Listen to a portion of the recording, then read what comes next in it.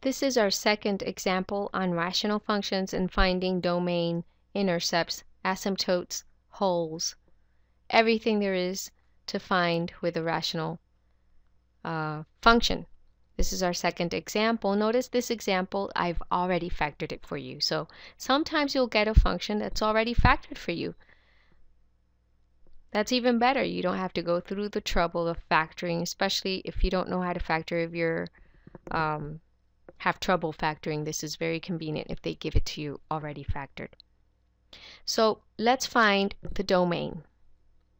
For domain, what you need to do is you need to set your denominator to 0. 0 is equal to x minus 5 times x plus 4. And you solve for your x's. So x minus 5 equals 0, x equals 5. X plus 4 equals 0, x equals negative 4. That means your domain is any real number. X can be any number except negative 4 or 5. These are the party poopers. They're not on the party list. So watch out for them. Next thing I'm going to find is my Y-intercept. Remember, for Y-intercept, you set x equal to 0. And that means that you're going to evaluate f of 0, meaning you're going to plug in 0 anywhere there's an x. So you would have 0 plus 2 times 0 minus 3 over 0 minus 5 times 0 plus 4. And that gives you, in the numerator, you get 2 times negative 3, which is negative 6. In the denominator, negative 5 times 4, which is negative 20. And if we reduce this, this gives you 3 tenths. So your Y-intercept is found at 0, 3 tenths. Here's your Y-intercept, here's your domain. Now let's find X-intercept. X-intercept. For X-intercept, we set f of x equal to 0. That means wherever there's f of x, I'm going to write 0. 0 is equal to, and I look at the numerator. Okay, when I look for X-intercepts, I work with the numerator. I look for my x's. X plus 2 equals 0, x equals negative 2.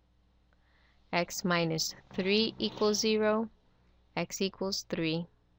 These are my possible X-intercepts. Remember, in this step, I can do one of two things. Make sure these numbers are not in your domain, or if you didn't look for domain, if they didn't ask you to look for domain, then make sure these numbers don't give you a 0 in the denominator. Okay, one of two things. Since I found the domain, I know negative 2 and 3 are not the party poopers. Okay, so I know these numbers will not give me a 0 in the denominator. If I did not look for the domain, then you would take negative 2, plug it into the denominator, and make sure you didn't get a 0. In this case, we don't. And then we take x equal to 3, plug it into the denominator, and make sure I don't get a 0. Since I already looked for my domain and I know which values are not part of the domain, I make sure that these values don't try to sneak in as X-intercepts. Okay, so I'm good. X equal negative 2 is an X-intercept, so here are my X-intercepts. I have an X-intercept at negative 2, 0, and I have another one at 3, 0. Those are my X-intercepts. The next thing I'm going to look for is my vertical asymptotes. For vertical asymptotes, I do the exact same thing I did for domain. I can go ahead and do it again, or you can just look at what you did for your domain and use what you have here. X equal to 5, x equal to negative 4. These two are the party poopers. So let's see what role they play. They are either vertical asymptotes or holes. And that's what we're going to determine when we look for vertical asymptotes. So I'm just going to write this all over again here, just so that this doesn't look empty. But it's basically doing this again. I take my denominator and I equal it to 0, and I look for my x's. I know x is equal to 5 and x is equal to -4 when I solve for x here using the zero products property. And what I do now is I take this x equal to 5 and I check in the numerator. I check to see if this 5 makes my numerator 0. If it doesn't, then this is a vertical asymptote. If it does make the numerator 0, then I have to compare multiplicities. I already know that this is not a whole. Either of these are not a whole because these factors are not repeated in the numerator. So there's no way these numbers can make the numerator 0.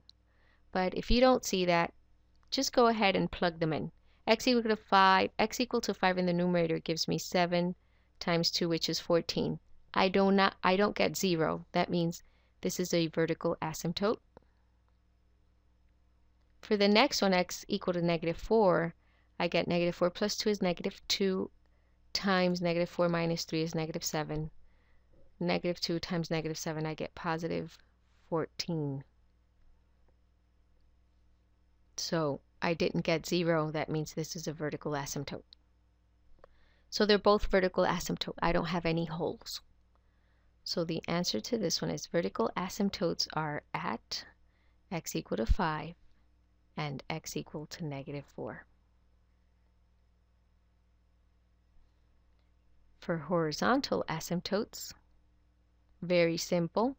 All you need to look at is the degree of the polynomial in the numerator and the degree of the polynomial in the denominator. Now be careful here.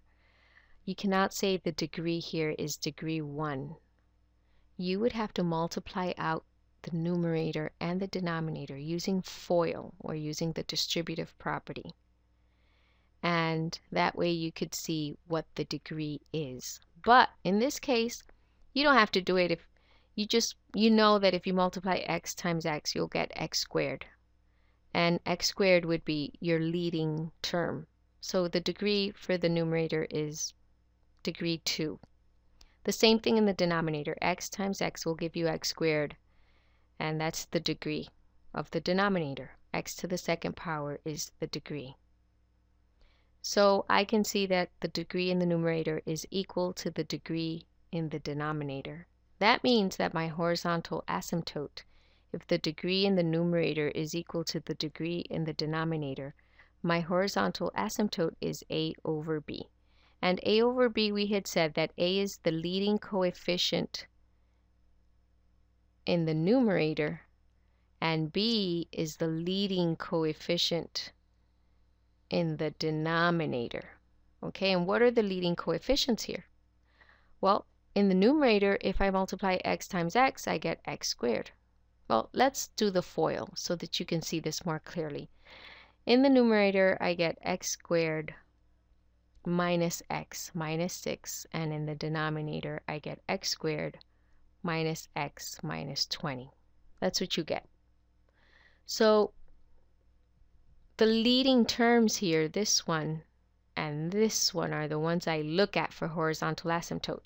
Since the degrees are equal, then the asymptote, the horizontal asymptote, is going to be equal to the coefficient in the numerator over the coefficient in the denominator. Which coefficient? The leading coefficient. So the coefficient in this leading term in the numerator is 1. So this is going to be 1 divided by the coefficient of the leading term in the denominator, which is also 1. And that equals 1. That means I have a horizontal asymptote at y equals 1. There you go. I think we found everything. I found the domain, Y-intercept, X-intercept, vertical asymptotes, and horizontal asymptote is 1. Now make note of these values. I'm going to show you what this graph looks like. I use this software we call it's called WZ Grapher, and you can download it online. It's free. I've plugged in the function and I've graphed it, and now we're going to check these values to make sure that it's true in our graph. Here's the graph using WZ Grapher. Now, notice the X-intercepts. Let's look at the X-intercepts. When I place my cursor here at where this graph hits the x-axis, notice that my X-intercept here is -2, right there. And we had found that algebraically that the X-intercept was -2. The other X-intercept is over here.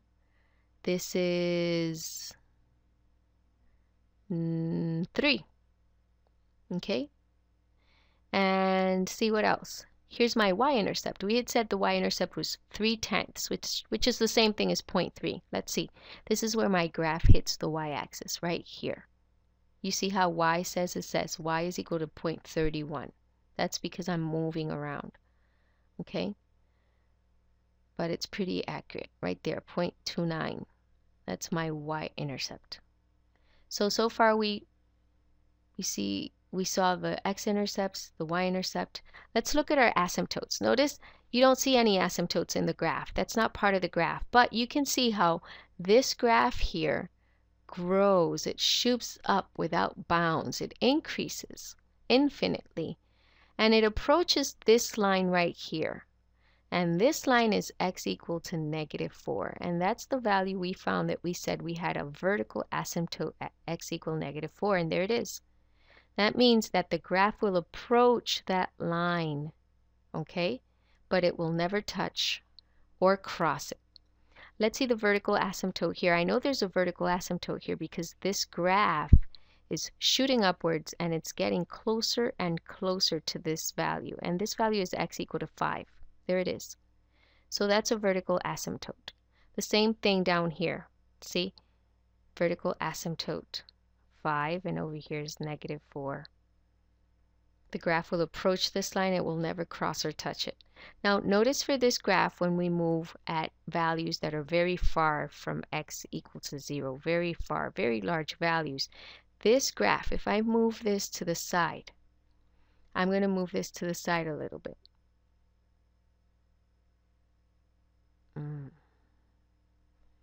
Let me see if I can get rid of this.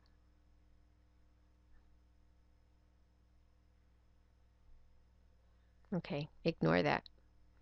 If I move this to the side, this graph, notice how the graph becomes closer and closer to the y equal 1 line. You see that? Y equal to 1, 1.01, 1.98. And the farther I get from x equal to 0, the closer this line will be to y equal to 1. And remember, horizontal asymptotes we can cross and we can touch the horizontal asymptotes. If I move the other way, this side of the graph also approaches y equal to 1. Okay? Now, this line already looks like it's touching y equal 1. I would have to zoom this in so that you can see that it's not really touching it. It's very close to it.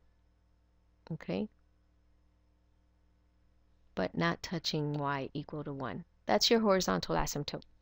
So there you have it.